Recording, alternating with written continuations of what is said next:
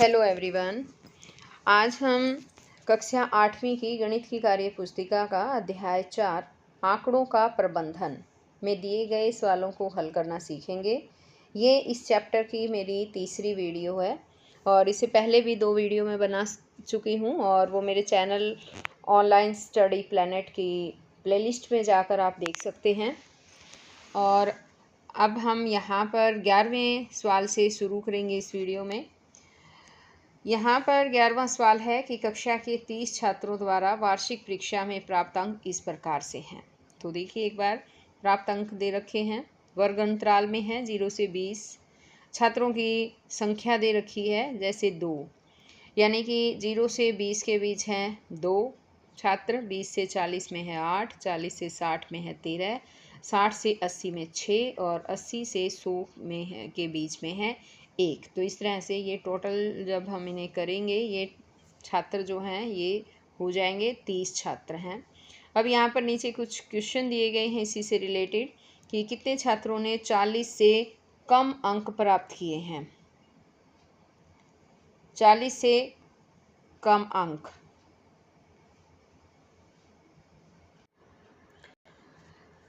से कम अंक में क्या है कि यहाँ पर ये 0 से 40 ये वाला है जो इसमें आ जाएंगे। जैसे कि इसने दिए हैं यहाँ पर 2, तो ये हैं, ये देखिए, ये 2 छात्र तो 0 से 20 तक में हैं और 20 से 40 में है 8 छात्र। तो 2 जमा 8 यानी कि 10 छात्र हो गए जिन्होंने 40 से कम अंक प्राप्त किए हैं। आगे सेकंड क्वेश्चन है कि कितने छात्रों ने अधिकतम अंक प्राप्त किए हैं। तो इसमें अधिकतम अंक जो हैं वो 13 छात्रों ने अधिकतम अंक प्राप्त किए हैं। यहाँ पर देखना, ये देखो 40 से 60 अंक जो है वो 13 छात्रों के हैं।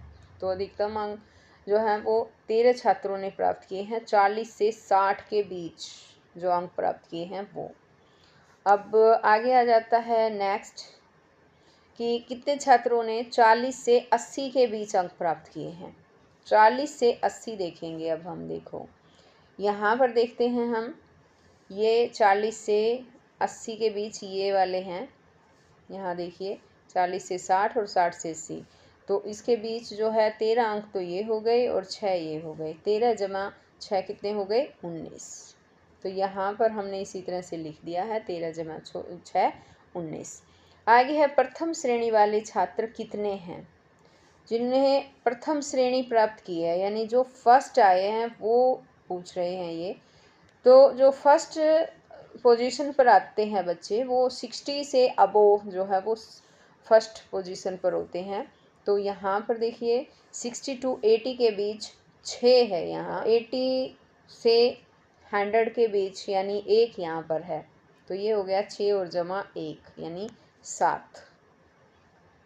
तो यहाँ पर देखिए 6 जमा 1 लिख देंगे हम 7। अब इसी तरह से आगे है 12वां सवाल। निम्नलिखित बारंबारता सारणी फ्रीक्वेंसी टेबल में दिए गए प्रश्नों के उत्तर दो व आयत चित्र भी बनाओ। यानी कि दिए गए प्रश्नों के उत्तर दो, यहाँ कहता है ये, और आयत चित्र भी बनाना है आपको। तो प्राप्त अंक दे रखे हैं, बारंबारता में है ये। 0 से 20 के बीच है 15, 20 से 40 में 13, 40 से 60 में 20 और 60 से 80 में है 10 और 80 से 100 के बीच हैं ये 18। अब यहाँ पहला क्वेश्चन है इसमें कि वर्ग अंतराल यानी क्लास इंटरवल का आकार क्या है। तो इसमें आएगा यहाँ पर ये 20। आगे है चौथे वर्ग अंतराल की निचली सीमा यानी लोअर लिमिट क्या है। जो चौथा वर्ग अंतराल है उसकी लोअर क्या है। जैसे अब ये चौथा जो है इसमें 60 से 80 है ना। तो इसकी जो लोअर यानी सबसे कम वो 60 है, तो यहाँ इसीलिए ये 60 लिखा गया है। आगे आ जाता है कि पहले वर्ग अंतराल की ऊपरी सीमा क्या है। तो जो पहला वर्ग अंतराल है यहाँ पर आप देख ही रहे हैं ये 0 से 20 है, तो ऊपर की जो है वो 20 है ये मैक्सिमम यानी कि, तो यहाँ पर 20 लिख दिया है। आगे है कि किस वर्ग अंतराल की बारंबारता न्यूनतम है। सबसे कम बारंबारता आप इसमें देख ही रहे हैं, सबसे कम बारंबारता जो है वो यहाँ पर 10 है, और वो किस अंतराल की वर्ग अंतराल है, वो 60 से 80 के बीच है। तो हमने यहाँ पर लिख दिया 60 से 80। आगे अधिकतम बारंबारता वाला वर्ग अंतराल कौन सा है, जिसकी अधिकतम बारंबारता है। तो जब हम देखते हैं अधिकतम बारंबारता, यहाँ पर 20 है ये बारंबारता अधिकतम, है ना, और वो वर्ग अंतराल 40 से 60 के बीच है। तो हम यहाँ लिखेंगे 40 से 60। यहाँ देखो, अब इसी तरह से यहाँ पर आगे है कि द्वितीय श्रेणी वाले कितने छात्र हैं। तो द्वितीय श्रेणी में जैसे पास होने के लिए तो 33 नंबर चाहिए होते हैं, और 50 से, यानी कि द्वितीय श्रेणी में 59 से नीचे जितने भी होते हैं ना, वो द्वितीय श्रेणी में ही आते हैं, 59 नंबर से नीचे वाले। तो यहाँ पर हम इन दोनों को ले लेंगे, 20 से 60 के बीच जो ये है ना, इसमें 13 हैं और 20 ये हैं, तो 13 और 20 जो हैं वो 33 हो गए हैं। तो यहाँ पर देखिए जैसे लिख रखा है, हम इसमें लिख देंगे 13 + 20 33। अब आगे है, इसमें इसका आयत चित्र बनाना है। तो आयत चित्र ये जैसे आप देख ही रहे हैं, इसके अंदर जो है गैप नहीं होता है, आयत चित्र बनाना होता है। इस तरह से आयत चित्र बना लेंगे। अब आगे है यहाँ पर नेक्स्ट सवाल कि रीना द्वारा मेले में किए गए खर्च रुपए को पाई चार्ट के रूप में इस तरह से दिखाया गया है। कुल खर्च जैसे 30 + 30 + 20 + 10 बराबर है 90 रुपये। अब रीना द्वारा खिलौनों पर किया गया खर्च, तो खिलौनों पर है खिलौने पर खर्च बटा कुल खर्च। जैसे 30 रुपये उसने एक खिलौने पर खर्च किया है, बटा कुल खर्च है 90। तो इसको 0 से 0 काट देंगे, 3 से 3 × 9 यानी 1/3 आ गया। इस प्रकार उसने खिलौने वाले हिस्से को वृत्त के 1/3 के हिस्से के रूप में दिखाया। जैसे यहाँ पर आप वृत्त में देख रहे हैं, ये 1/3 हिस्से में जो है वो यहाँ पर खिलौना जो है वो दर्शाया गया है, ये देखो, है ना। तो इस तरह से उसने कहा है अब आगे कि अब तुम भी अन्य खर्चों का हिस्सा ज्ञात करो। जैसे नाश्ता है, अब यहाँ पर एक बार मैं ये वृत्त दिखा देती हूँ आपको। जैसे नाश्ते में है, रीना ने नाश्ते में 30 रुपये खर्च किए हैं, झूले में बैठने के लिए 10 रुपये, और खो दिए उसने 20 रुपये। तो इस तरह से हम यहाँ पर देखिए करेंगे, नाश्ता है, जैसे नाश्ते पे 30 रुपये खर्च किए थे, तो 30 बटा कुल खर्च 90। तो इसी तरह से हमने कर दिया, इनको काट के 1/3 आ गया। झूले में बैठना 10 रुपये में बैठी थी, बटा 90 रुपये कुल खर्च था, तो इसको 0 से 0 काट दिया, यानी 1/9। अब यहाँ पर खो दिए 20 रुपये खोए थे, बटा 90 कुल खर्च था इसका, 0 से 0 यहाँ पर कट जाएगी, और ये हो जाएगा 2/9। अब आगे इसी तरह से यहाँ पर इसने दिया है कि चीनू को जेब खर्च के लिए महीने के 200 रुपये मिले, जिसे वह निम्न प्रकार से खर्च करता है। अब 200 रुपये कैसे खर्च किए उसने, 50 रुपये किताब पर, 20 रुपये सिनेमा पर, 50 रुपये खाने पीने में, 75 रुपये गुल्लक में डाले। तुम इसे पाई चार्ट के रूप में दर्शाओ। तो हम इसे पाई चार्ट के रूप में देखिए कैसे दर्शाएंगे। यहाँ पर देखिए ये एक वर्त जो है, ये एक वृत्त ले लिया गया है, यहाँ पर जैसे देख रहे हो आप।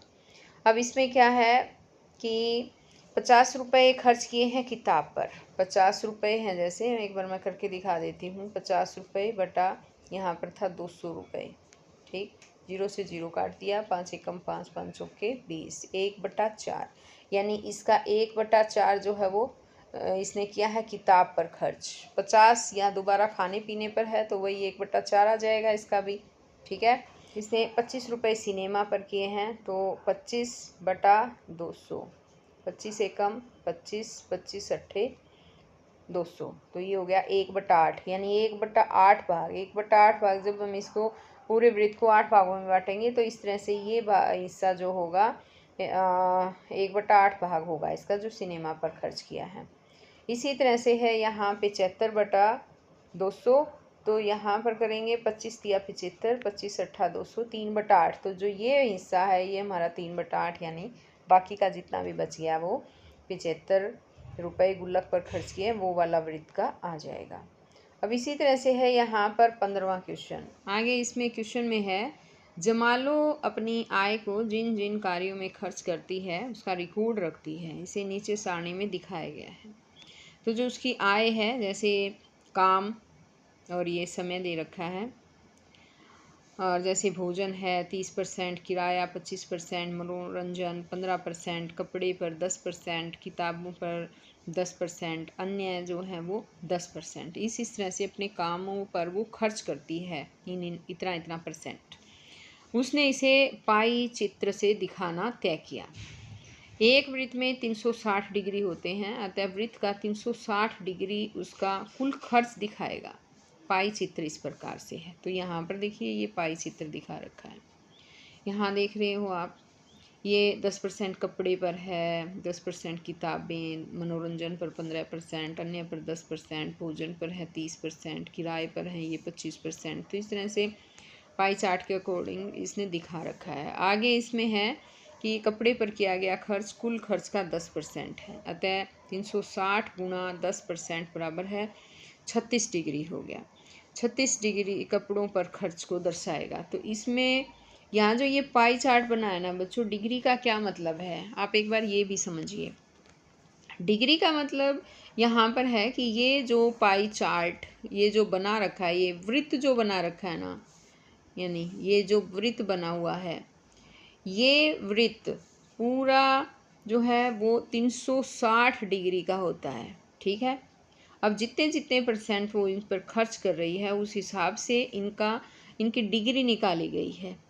ठीक, जैसे यहाँ पर नीचे इसने दिखाया है कि 360 डिग्री का तो वृत्त होता है पूरा, उसका 10% निकालेंगे तो वो 36 डिग्री का हो गया। ठीक है।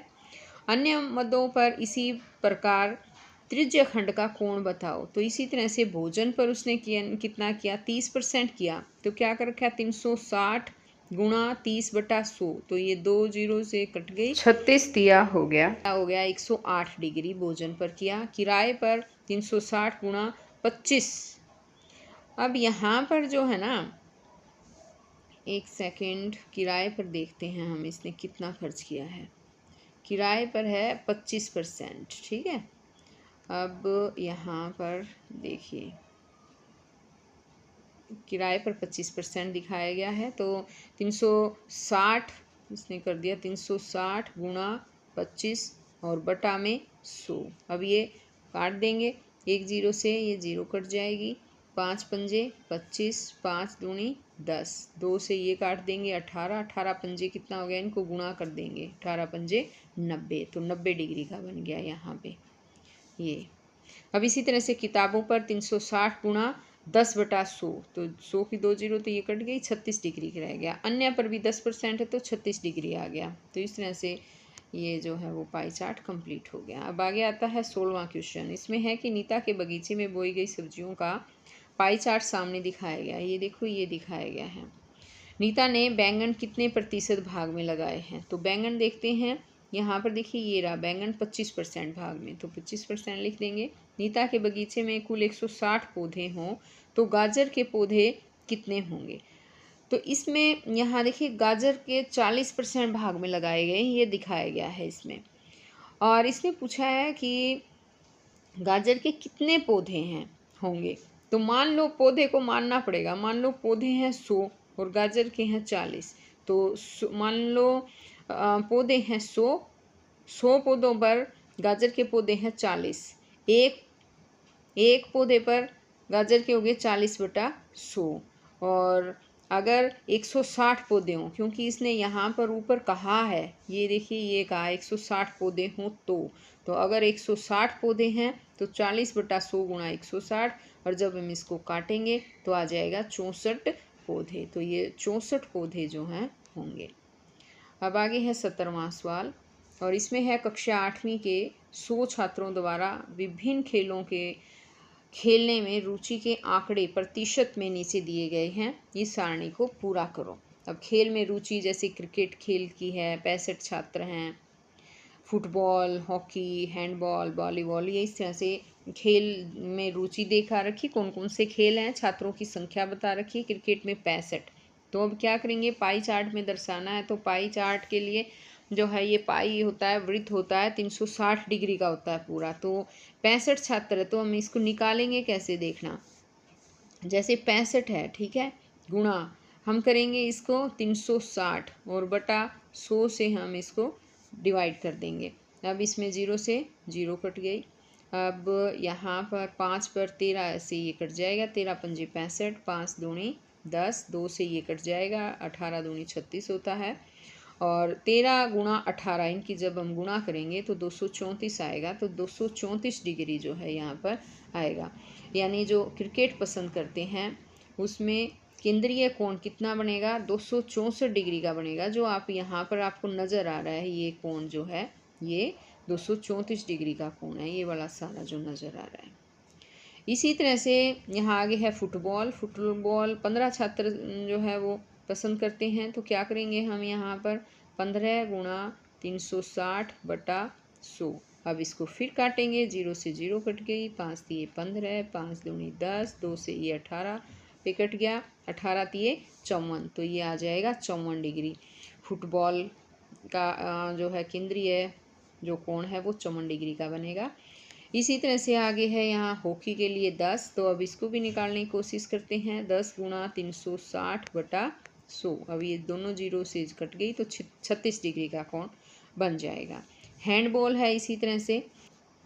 अब इसी तरह से यहाँ हैंडबॉल में है, और यहाँ हैंडबॉल में है 3 छात्रों की संख्या है, तो इसको हम करेंगे 3 गुणा 360 बटा 100।